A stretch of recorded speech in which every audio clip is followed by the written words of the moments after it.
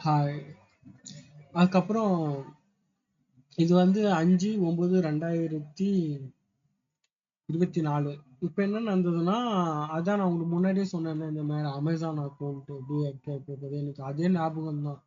அப்போ எனக்கு ஸ்ட்ராங்கா என்ன தோணுச்சுன்னா, நம்ம அமேசான், ஃபிளிப்கார்ட், மீஷோ மட்டும் நம்பி இருந்ததுன்னா நம்மளுக்கு எப்பாவது ஒரு ஆபத்து வரும். அவங்க எல்லாமே தேர்ட் பார்ட்டி. ஏன்னா அவங்க கண்ட்ரோல் அவங்க கிட்ட தான் இருக்கு. ஒரு பட்டன் கிளிக் பண்ணி நம்மளோட செல்லர் அக்கௌண்ட்டை பிளாக் பண்ணிட்டா நம்மளோட வாங்கி வச்ச ப்ராடக்ட் எல்லாமே நிற்கும். அது அப்படியே இருக்கும். நம்மளுக்கு என்ன விற்கிறதுன்னே தெரியாது. அதனால என்னோட முதல் அந்த நேரத்துல கீ பாயிண்ட் டேக் அவே என்னன்னா, இந்த அமேசான், ஃபிளிப்கார்ட் தவிர்த்து நம்ம வேற ஏதாவது பிசினஸ் பண்ணணும். அதுக்கப்புறம் நம்ம டைமை மிச்சம் பண்ணுறதுக்கு இந்த பேக்கிங் வேலைக்கு யாராவது ஒருத்தர் வந்து போடணும். அதுதான் என்னோட டேக் அவே. அது டேக்காவா. அதுக்கப்புறம் 5ஆம் தேதி காலையில ரொம்ப லேட்டா தான் ஏந்தேன். கொஞ்சம் லேட்டா தான், ஒரு 9 மணிக்கு ஏந்தேன். ஏன்னா கொஞ்சம் சோகமா அப்படியே தூங்கிட்டு இருந்தேன். அந்த 5ஆம் தேதி வந்து நான் கரெக்டா சைக்கிளிங்கும் பண்ணல.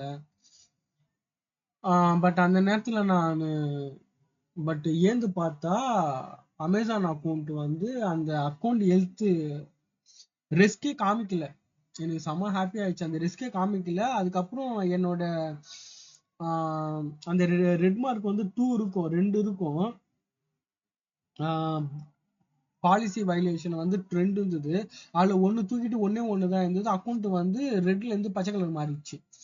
செம ஹாப்பியா இருந்தது. அதுக்கப்புறம் வந்து இனிமேட்டு இந்த மாதிரி வரக்கூடாதுன்ட்டு ரொம்ப ரொம்ப ஹாப்பி ஆயிட்டேன். அதுக்கப்புறம் என்னோட ஸ்ட்ராங் இது வந்து நம்ம இன்னொரு இதுவை ஆரம்பிக்கணும், இன்னொரு பிசினஸ் ஆரம்பிக்கணும். அதுதான் என்னோட ஸ்ட்ராங் கோரா இருந்தது. அன்னைக்கும் நான் வந்து கடைக்கெல்லாம் போய் சில ப்ராடக்ட் எல்லாம் வாங்கினேன். அந்த நாளே ஓரளவுக்கு ஓரளவுக்கு எனக்கு கான்ஃபிடென்ட்டா தான் இருந்தது. அதுக்கப்புறம் என்ன பண்ணேன்னா, இப்ப இருக்கிற என்கிட்ட என்னென்ன ப்ராடக்ட் இருக்கோ, ஏன்னா வாங்கி வச்சிருக்கிறேன், அதெல்லாம் போட்டோ ஷூட் வந்து இன்னும் லிஸ்டிங் பண்ணல. அதெல்லாம் லிஸ்டிங் பண்ணிட்டு அதுக்கப்புறம் புது ப்ராடக்ட் நான் எதுவும் ஏத்த மாட்டேன்.